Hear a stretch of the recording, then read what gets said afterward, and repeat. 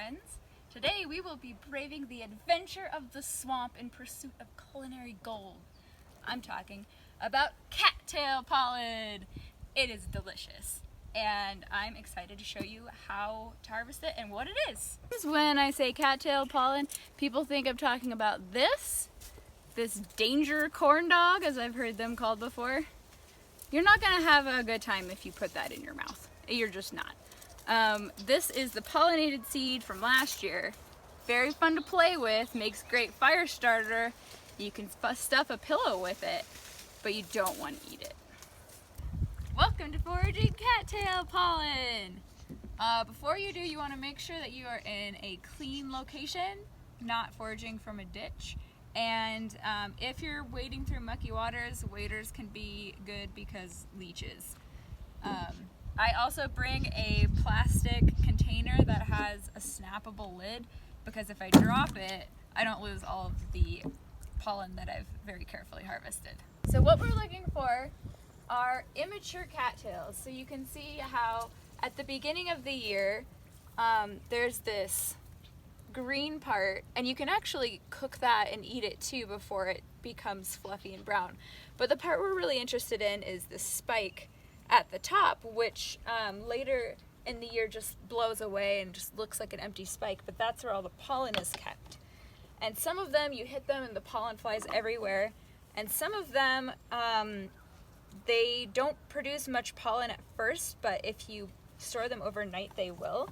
So what I do is I stick it right down in the container and cut it off like that, and I'll show you how to process that later. Yep. So this is one that is loaded with pollen. You can see that there. Now you can see what cattail pollen actually looks like. Ooh, this is a good one.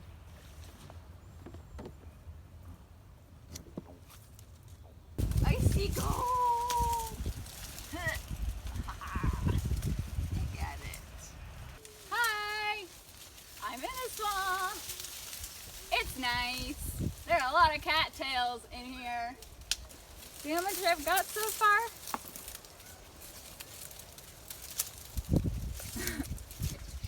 So when you forage anything, it's important to think about sustainability. But since these all ripen at different periods, unless you come back like every couple days and pick every single pollen-laden one, there's plenty to pollinate the cattail flowers and keep the reproduction going. You don't need to worry too much about taking too many cattail poofs. So you may think I'm wearing sunglasses just for protection from the sun, but as you can probably see, you will become quite yellow in this process, and cattail pollen in your eyeball doesn't feel good.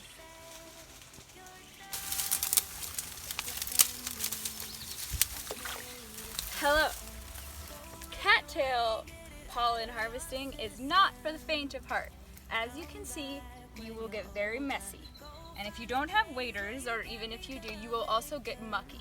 There are also quite a few bugs involved, and you don't see them yet, but trust me, you will later.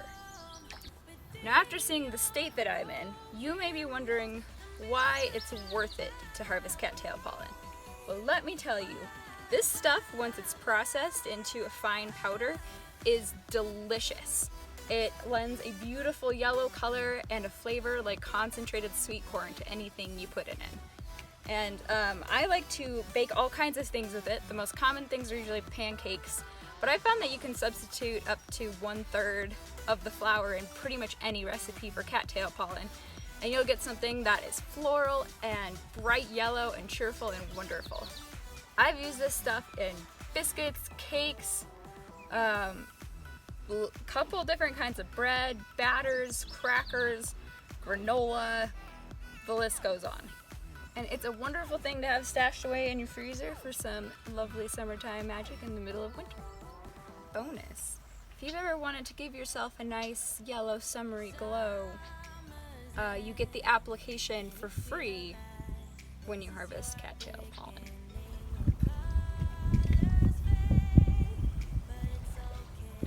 Anyways, cattails are magnificent, and I'm glad you got to join me on this swamp adventure today. So the first thing you want to do when you get home with your haul of cattail pollen is stick it in a clean brown paper bag, double layered is helpful. And then set it somewhere covered outside overnight. And this accomplishes two things. First of all, it helps the pollen loosen up so that you can get out a lot more of it. And second, it lets any little critters that might have made it their way into the bag have a chance at escape. Now for the next part, you're gonna get messy again. That's just the way it is with cattail pollen.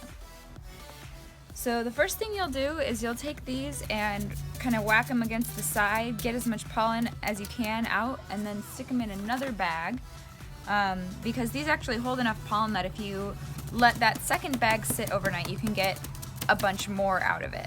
So increase your pollen yield. If it starts getting too dusty, you can kind of hold the bag closed while you shake out each one. But one thing about cattail pollen that's nice is the pollen grains are quite a bit bigger than the kind of pollens that usually cause allergies.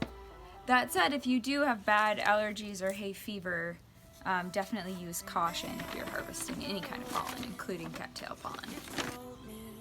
So here's a little peek into my bag about halfway through processing, shaking out all the pollen bits. You can see that the pollen's really starting to accumulate. Yeah, looking exciting.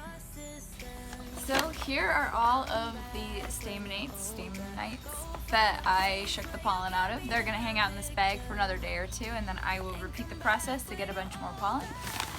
And here is what the other bag looks like now that I've gone through them all. So what's left is some of the fluffy bit that you don't want. There's some leaves, there's probably some bugs. So the next step is to put it all through a fine sieve, and this is the part where you're gonna get yellow again. So I just work it through. It's okay if some of the chaff gets through, it won't hurt you. You just don't want to be eating a big mouthful of dry cattail bits. This is definitely an activity to do outside. Not recommend trying to do this in your living room.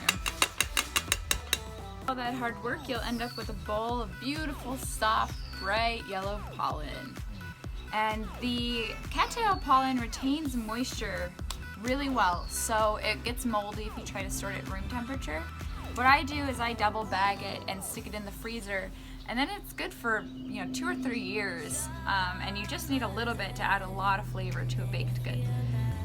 So I actually have a few recipes up on my blog already that take cattail pollen, so if you head to thewondersmith.com/blog, you can just search for it to find those recipes. I'll also be posting some more cattail pollen recipes on my social media soon, so follow me and stay posted.